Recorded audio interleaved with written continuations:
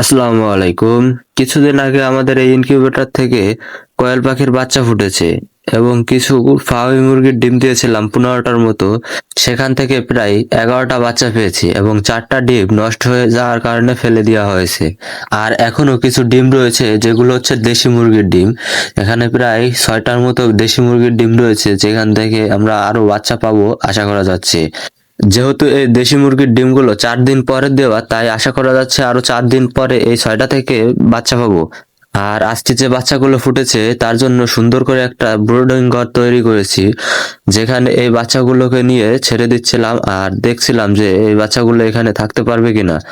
যেহেতু সবাই লাল আলো দিয়ে এই বাচ্চাগুলোকে ব্রুডিং করে এবং আমরা দিচ্ছিলাম হচ্ছে সাদা আলো, দেখতে চাইছিলাম যে এই সাদা আলোতে এই বাচ্চাগুলো টিকতে পারে কিনা।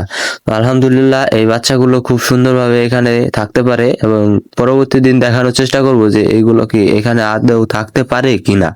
তাই এই বাচ্চাগুলোকে তাড়াতাড়ি এই বোর্ডারে রেখে দেই। আর পানি এবং খাবারের ব্যবস্থা যেহেতু আগে থেকেই করে রেখেছি, তাই আর পরবর্তীতে এই সবের ঝামেলা হয় নাই। আর এই বাচ্চাগুলো এখানে রাখার পর আমি বারে বারে চেক করছিলাম যে এই বাচ্চাগুলো ঠিকঠাক আছে কিনা। তো আমি রাতে অনেকবার চেক করেছি যে এই বাচ্চাগুলোর কোনো সমস্যা হচ্ছে কিনা, তো দেখতে পাচ্ছিলাম যে কোনো সমস্যা হয় নাই।